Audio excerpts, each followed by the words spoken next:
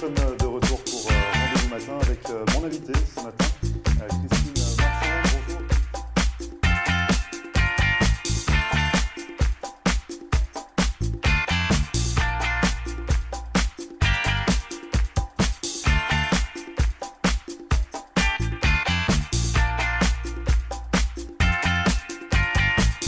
Bonjour. Merci de regarder Rendez-vous Matin. Nous sommes le lundi 25 septembre et ce matin, nous allons nous intéresser notamment aux problématiques liées à l'investissement immobilier ici en Floride avec l'avocat Marc Amblard qui nous présentera les services proposés aux francophones. Et puis en seconde partie, l'artiste peintre française Sandra Ankawa qui prépare actuellement sa prochaine expo pour Art Basel du 7 au 10 décembre prochain sur Spectrum. Je vais y arriver. Elle sera également sur le plateau pour nous parler de sa passion artistique. Restez donc avec nous. Juste avant, c'est la météo avec un temps plutôt dégagé pour aujourd'hui dans le sud de la Floride. Il fait actuellement 28 degrés sur Hollywood. On attend 32 degrés au meilleur de la journée, soit 90 degrés Fahrenheit. Ne bougez pas, on revient juste après ça.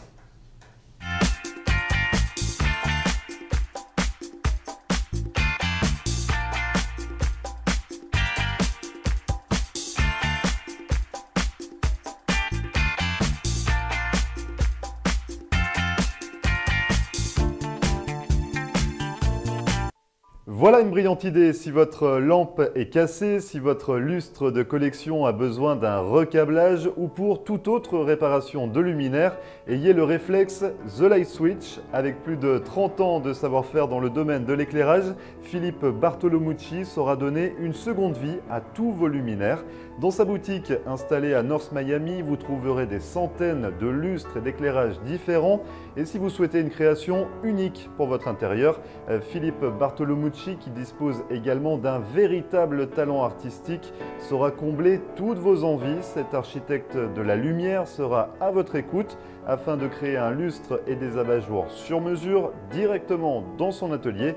Alors pour plus d'informations, n'hésitez pas à contacter Philippe Bartolomucci au 305 895 0264 ou à vous rendre directement dans sa boutique située à North Miami. En Floride, les voyages, c'est GoTo Vacation et Galaxy, l'agence préférée des francophones. GoTo, c'est le spécialiste des croisières, des excursions en Floride, des voyages à Las Vegas ou à la Nouvelle-Orléans. Et surtout, le plus bas prix garanti. Ne manquez pas nos croisières à thème. Chaque semaine, GoTo et Galaxy vous offrent des aubaines extraordinaires. Voyez nos spéciaux de dernière minute sur notre site internet. Allez, embarquez avec GoTo Vacation et Galaxy, numéro 1 des excursions en français.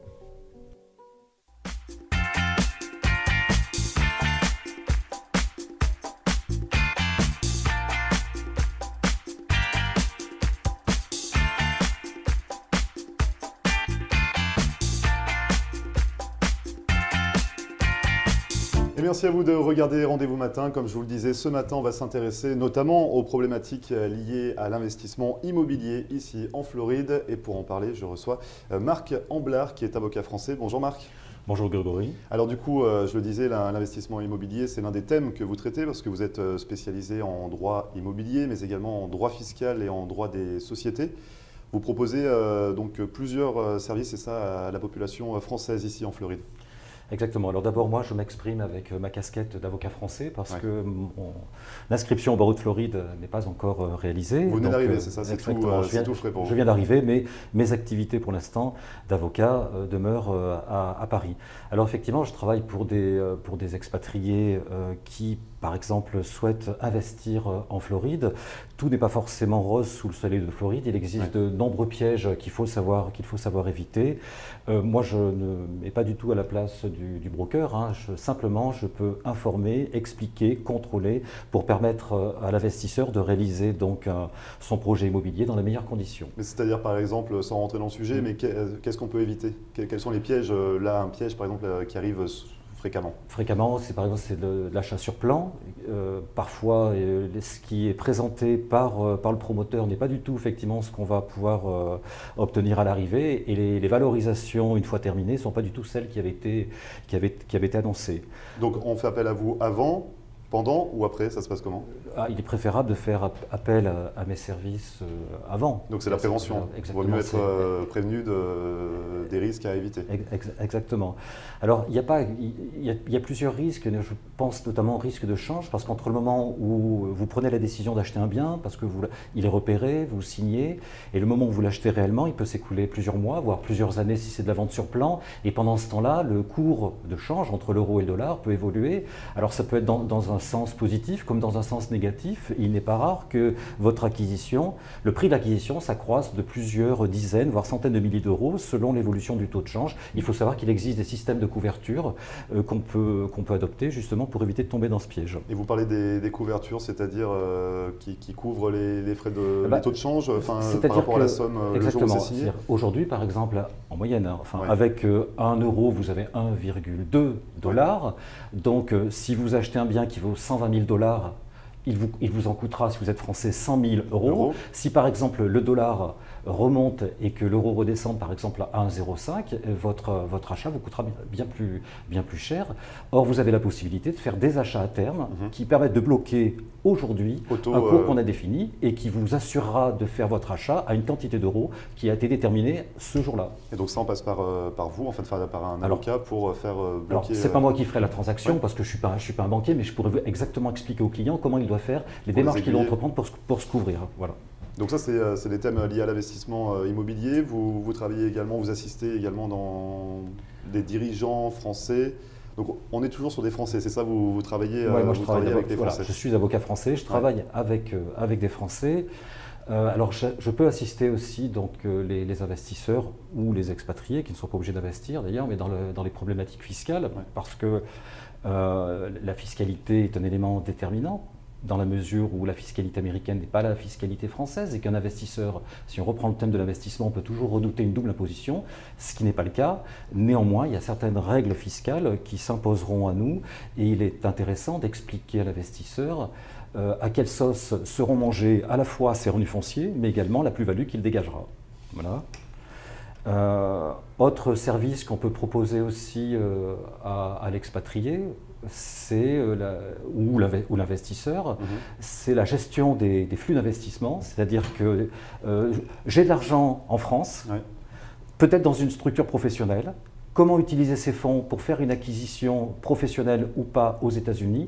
Il existe certaines règles, si on ne veut pas s'attirer les foudres de l'administration fiscale française, qui peut très bien, si vous voulez, agiter la menace de l'abus de biens sociaux ou tout simplement un risque de requalification fiscale qui pourrait considérer que les flux finalement sont assimilés à des distributions de bénéfices. Donc ça, c'est important de prévoir et d'organiser avec, si vous voulez, une documentation fiscale, on va dire, précise pour éviter ces risques. Les gens sont mal renseignés?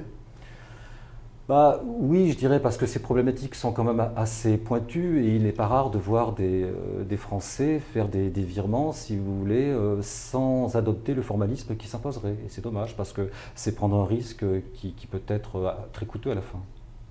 Donc à ce niveau-là, vous aidez donc à faire la gestion des flux, c'est ça pour les personnes expatriées?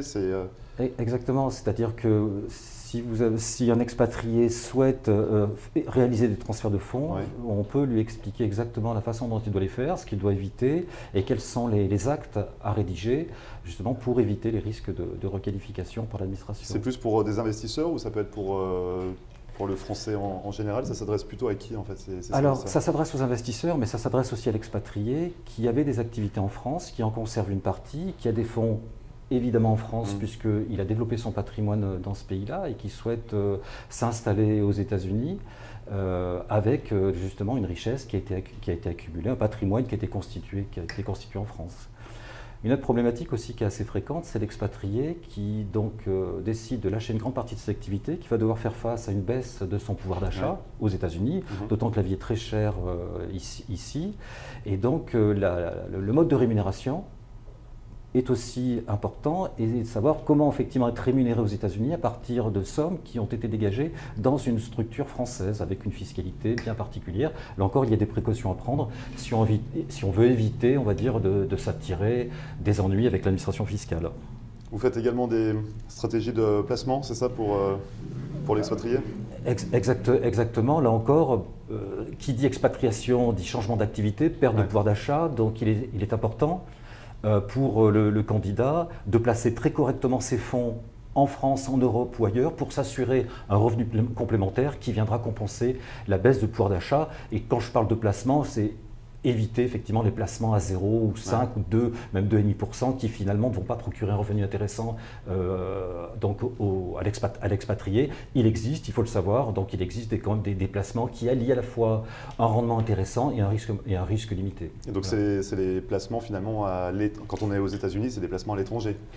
Généralement, ce sont des placements à l'étranger, mais ça peut être aussi il existe des placements en France qui sont performants, des placements en Europe. Alors aux États-Unis, moi effectivement, je suis moins spécialisé, comme je l'ai dit, dans les placements aux États-Unis, j'en connais, mais généralement les capitaux sont en France et donc j'oriente essentiellement mes clients vers des investissements en Europe. Donc c'est vraiment l'Europe qui est privilégiée. Oui. C'est ça par rapport à ces placements. Vous faites également des problématiques liées à l'exit tax? Oui, alors l'exit tax, important, bon, ça ne concerne pas tout le monde, mais quand ça vous concerne, et notamment lorsque vous avez un patrimoine mobilier supérieur à 800 000 euros, eh bien sachez que vous tombez sous le coup de l'exit fiscal, mais il faut savoir également, Grégory, qu'il existe, on va dire, des dispositifs qui permettent de s'en affranchir et donc de dispenser dès lors, par exemple, que vous pouvez prouver que votre expatriation est motivée par des raisons professionnelles. Alors finalement, vous le disiez, vous vous adressez à des Français, du droit français, mais donc ce sont vraiment des chefs d'entreprise. Tout le monde peut vous consulter, c'est ça, pour faire appel à vos services. Tout le monde est concerné par ces questions fiscales Oui, alors c'est vrai que mon cœur de cible, c'est plutôt l'investisseur. Et le dirigeant. J'ai peu de, on va dire, de clients parmi on va dire, des gens qui sont des salariés ou qui investissent peu. Donc ça c'est plutôt pour le droit fiscal et de société. Exactement. Et pour le droit immobilier, ça concerne un petit peu là, effectivement, tous les Français. Exactement. Et justement, on peut retrouver, vous faites également des conférences, vous êtes maître de conférences et la prochaine, ce sera le 8 décembre en termes immobiliers. Exactement. Donc, la conférence, ça s'appellera Immobilier aux États-Unis, : comment éviter les pièges. Pièges et mythes. Voilà. Comment éviter les pièges. Vous verrez, on a recensé une douzaine de pièges dans lesquels il est très facile de tomber. Essayons de les éviter. Je serai là justement pour en parler. Et ça se passe comment? Comment on peut assister à cette conférence? Alors je crois le nombre de candidats, le nombre de personnes, on va dire, est limité à 100. Et il faut, alors les gens peuvent m'envoyer un mail et je leur enverrai le lien qui leur permettra de se connecter à cette conférence. Puisque c'est une conférence en ligne qu'on appelle un webinar. Voilà. Donc comment vous contactez justement Marc pour faire appel à vos services? Le plus simple, c'est de me contacter par mail. Oui. Voilà. Donc c'est Amblard, avocat au pluriel.fr. J'ai bien retenu, donc c'est ce qui s'affiche également en bas de l'écran. Merci en tout cas Marc d'être venu sur notre plateau. Ça sera l'occasion également de refaire sûrement une émission sur tous ces problèmes liés à l'investissement ici en Floride, comment éviter les pièges. Avec grand plaisir. Merci Grégory de m'avoir invité. Merci à vous, à bientôt. Et vous ne bougez pas, on revient juste après ça.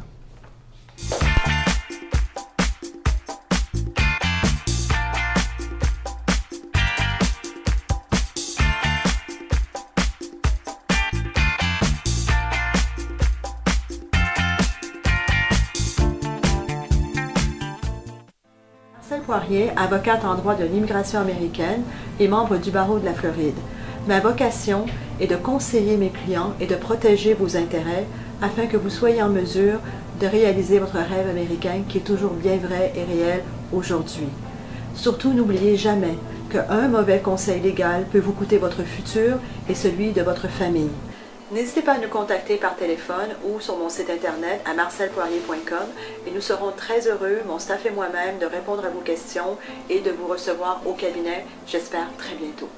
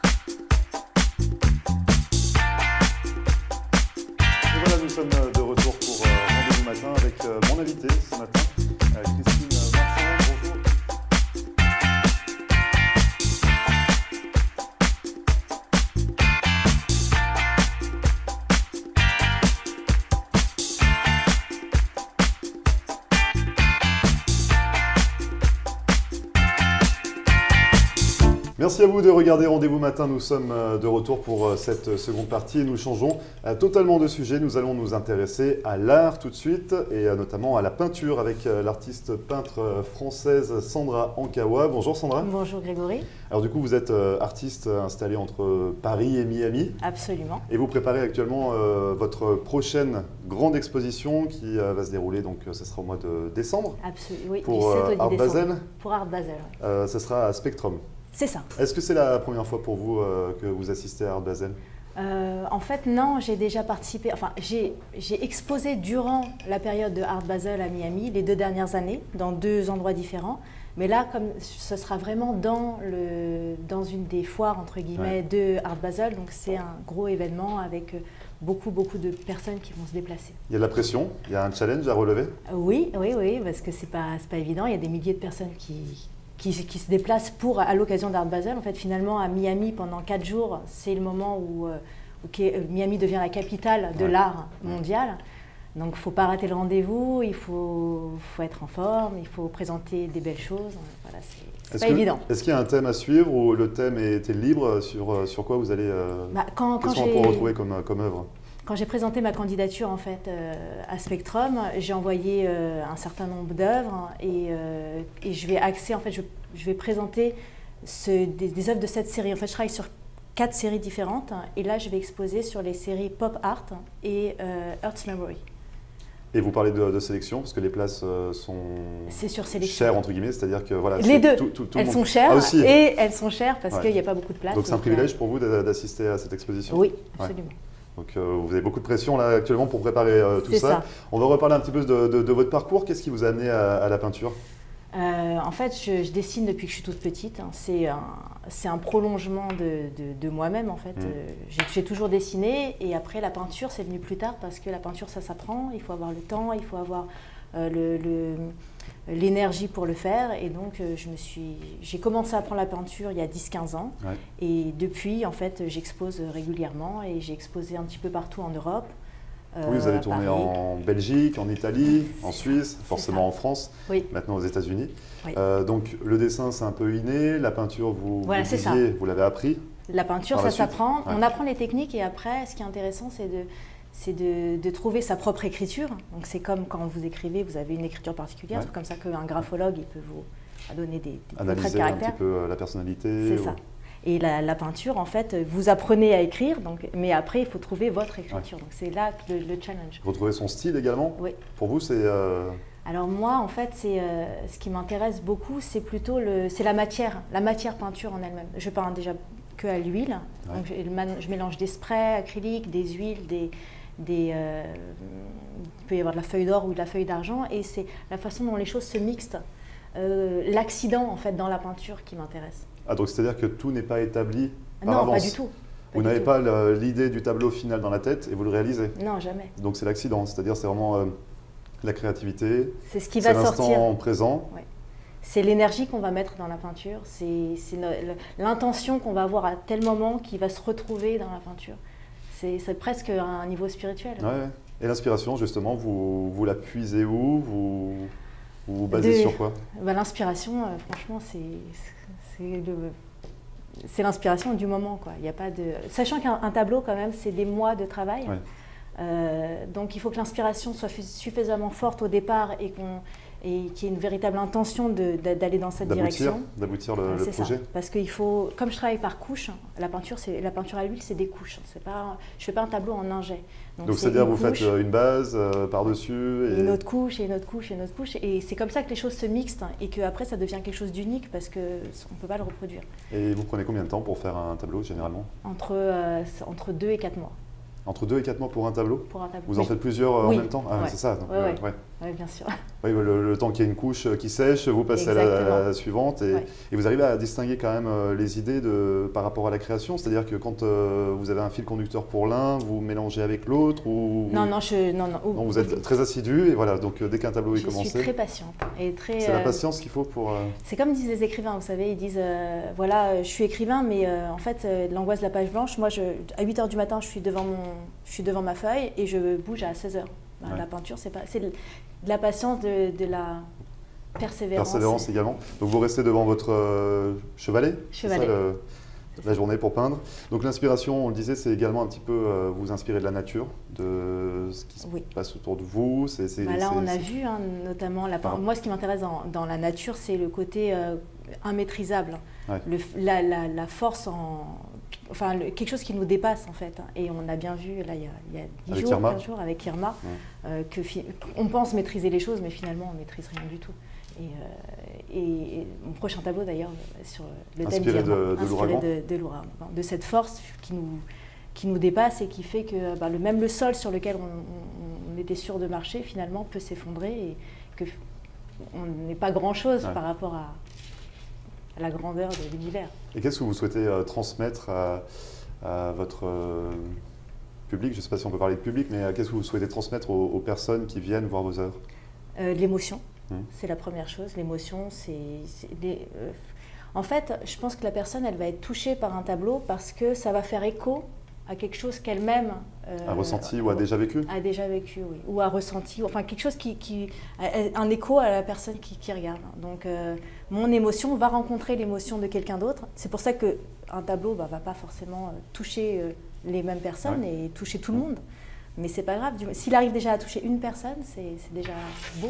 Et justement, vous parlez de toucher les personnes, mais est-ce que c'est important également que ça plaise forcément, ou parfois ça peut être intéressant que les gens ne soient pas d'accord avec, ou pas d'accord, mais pas réceptifs, ou en disant ah non, je n'aime pas. Est-ce que pour un artiste, ça peut être aussi une force oui, c'est plus intéressant même. D'avoir une confrontation, de oui. savoir un peu pourquoi ça n'a pas plu? Pourquoi ça plaît pas, mais pourquoi ça plaît pas et qu'est-ce qui fait que pour la personne, cette chose-là le heurte? Ouais. Parce que finalement, ça fait appel à ce qu'il est lui et ses propres pas névroses, mais enfin ses interdits à lui. Donc pourquoi c'est pas de la décoration en fait. Ouais. Enfin, pour moi, l'art, c'est pas. Ça va au-delà de cette décoration. Ouais. Vous le disiez, donc la peinture, ça s'apprend. Vous l'avez appris, et maintenant vous souhaitez donner des transmettre votre savoir. Donc vous allez commencer à donner des cours. C'est ça. Début octobre. Exactement. Dans quelques jours. Exactement. Ça va se passer comment? Ça va être une séance? Alors en fait, j'envisage 3 séances par semaine, de 2 heures chacune, limitées à 4 participants. Ah oui, donc c'est vraiment en petit groupe. Petit groupe, histoire de... Déjà, je n'ai pas une place immense parce que mon atelier n'est pas immense, mais c'est surtout qu'avec 3-4 personnes, on transmet plus, on a un véritable échange et on peut progresser. Mais ça s'adresse à qui? Vraiment au novice qui n'a jamais tenu un pinceau dans sa main, ou celui qui a un petit peu des bases déjà de peinture et qui souhaite un petit peu développer le talent? Moi, je dirais à la personne qui a envie. Ouais. Parce qu'on a l'envie, on l'a pas. Et si on a l'envie, on peut transcender toutes les choses qui vont nous empêcher d'y arriver. Et vous êtes situé où pour Hollywood. Donc Hollywood Lex. Donc ce sera des cours de peinture sur Hollywood. Exactement. Il y a également vos toiles, on peut se procurer vos toiles. Donc vous avez un site internet. Oui. www doit s'afficher, mais c'est www.ankaweb. Ankaweb, pardon, j'allais dire Ankaweb. Ankaweb, .com. qui s'affiche en bas de l'écran. Et donc on peut se procurer vos toiles à ce moment-là. Absolument. Si on est intéressé également, on peut vous retrouver.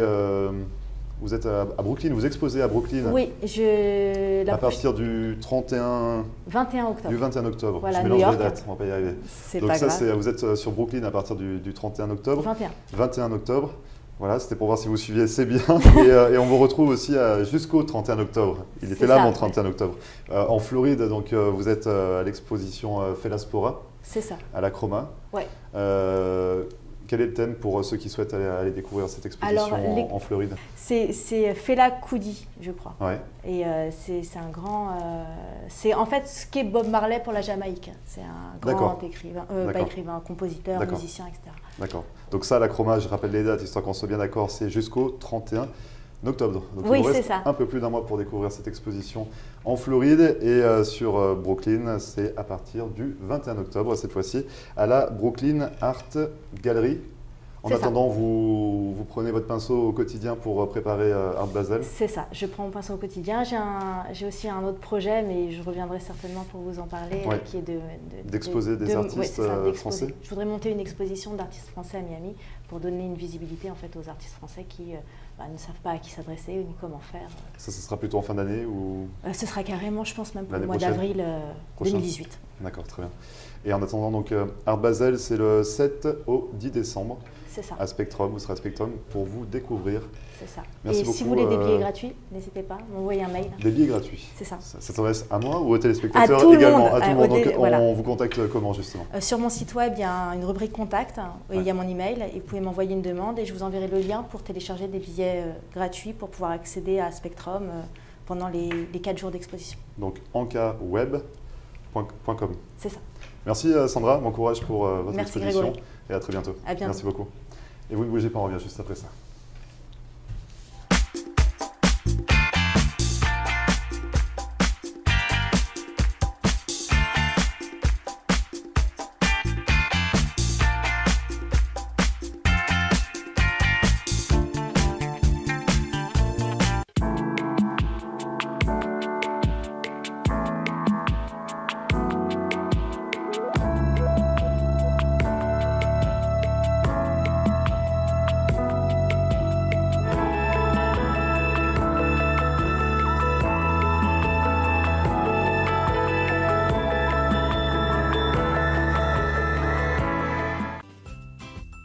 La carte orange est essentielle à tous ceux qui voyagent dans le sud de la Floride.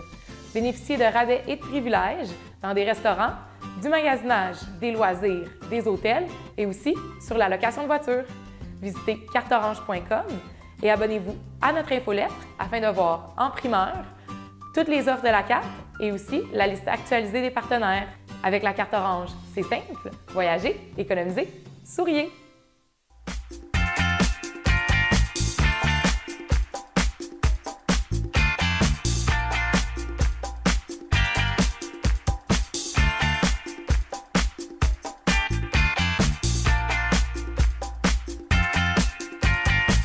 Merci à vous d'avoir suivi Rendez-vous Matin, c'est fini pour aujourd'hui. Vous le savez, cette émission est à retrouver en podcast sur notre page Facebook floride.tv.